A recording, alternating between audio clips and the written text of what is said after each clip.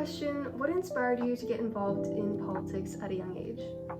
Well, my parents used to joke that I could argue anything, so that kind of spurred my interest when they started putting me into speech and debate and Model United Nations, but it really wasn't until the 7th grade that I went on a trip to Washington, D.C. with my family, and I was just in such awe of the power and the symbolism that our government held in D.C., and it really inspired me that maybe one day I could work here too.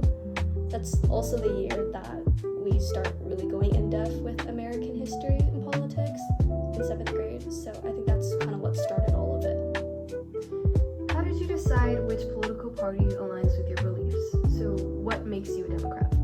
Yeah, so what makes me a Democrat? From a young age, I've always been very aware of my culture, my privilege, my background, and who has made me. And a big topic that I've always been passionate about is unequal access in healthcare. So seeing how the Democrats have kind of responded to that with like the Affordable Care Act and their continuous fight for like abortion rights, I just felt like the Democratic Party's social and kind of moral beliefs resonated with mine. What do you think is the most critical issue facing the nation today? Yeah, so I just mentioned that I think one of the most critical issues that we're facing right now is unequal access to healthcare. I mean, in fact, 1 in 10 Americans lack access to healthcare insurance, and I have also worked on the legal side in the healthcare industry, and I've seen how healthcare debt destroys so many families. And I mean, circling back to what this whole program is talking about with political polarization, it's just fueling the issue and making it worse because our politicians just can't seem to agree on anything that would actually help the collective American people.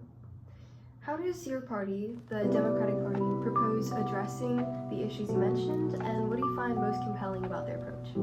Yeah, I would say that I'm very impressed by the amount of support that they've put behind the Affordable Care Act, especially that was passed in 2010. And what makes me really sad is that it passed with only support from Democrats. There wasn't really a lot of bipartisan support on it. So again, already showing how polarized our government has become. But I would say that, as well as the continuous fight for abortion rights, a lot of Democratic governors have been quickly working to kind of enshrine that in their state constitutions. So I would say that for the majority of the Democrats have been very supportive of expanding access to healthcare, as well as making sure that the current administration is not going to be able to take away Medicare, Medicaid from the thousands of people who rely on it. Have you faced any challenges in discussing politics with peers who hold opposing views? I would say for the most part, everyone is pretty civil, but the biggest challenge that I often stumble across is misinformation. Seeing as how we're now in a very digital age, a lot of people say, well, I read such and such on Twitter, or I read such and such on TikTok. And while these are valuable means of spreading information, it's not always the most accurate information. So I think trying to tell people that I'm not disagreeing with you, I'm pointing out that the facts may be incorrect. So I think misinformation has been the biggest challenge so far. What strategies have you found helpful in promoting civil discourse? So in Model UN, we focus a lot on diplomacy, so I've definitely employed that. I think a big part of what I do is just knowing when to just listen. I think I always try to let the person finish what they're saying, and I always try to lead with like I statements, like I feel, instead to try to make attacks seem less personal. I think that's the biggest thing that all of us can be doing when we address conflict. In what ways do you think members of different parties can find common ground? I think that members should definitely focus on what is beneficial for the whole of the American people. I think sometimes we forget that as senators, they're not just representing a small group of people, they're representing the interests of an entire state, or a congressman or congresswoman is representing the interests of their entire district. And sometimes political agendas get in the way of that. So I think coming together to focus on helping the collective good. I mean, we're already starting to see a few examples of that in Congress, so I hope whatever momentum we're building there can continue. What do you do when you disagree with others about a pressing issue? Do you have examples of times this has occurred, and can you explain what happened?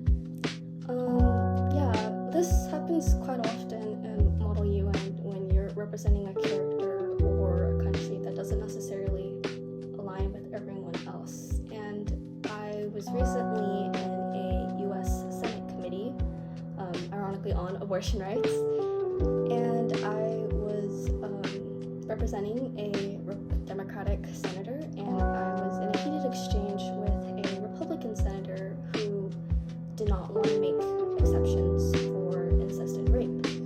And it's a very touchy subject, and it was definitely starting to get heated, but I think the best thing that I could do was just not raise my voice. I think when you start raising your voice, that's when attacks start becoming a little bit more personal, and I chose to solely focus on the topic at hand. And I reminded the senator that I'm not disagreeing with them as a person, I'm disagreeing with their policies, and I think that moment kind of made them realize that some of their attacks may have gotten a little personal and attacking my senator's character instead of my senator's policies. So I think I just tried to keep a really level head through those kinds of situations. How do you see youth involvement shaping the political landscape in the next decade? I love to see youth involvement in politics. I think it's a really, really important factor. I mean, we are the future. We will be deciding who to vote for, who we want in office. And as a generation that has grown up on social media and technology, and I mean, especially with the rise of like Instagram, even AI, it's very important that we use these tools to our disposal to raise our voices on issues that we feel are important. Because like this is the world that we live in, and only we can change it. And lastly, what role do you envision for yourself in creating a more collaborative political environment? I would say that even though I am a Democrat, I'm always willing to hear out beliefs from the other party, and I think the most important thing I want to learn is how to stay true to my beliefs and policies while also being accommodating of others. I don't want to alienate members of the other party or people who think differently than me, so I hope that this whole program can teach me how to just interact and work together on important issues. Awesome. Thank you.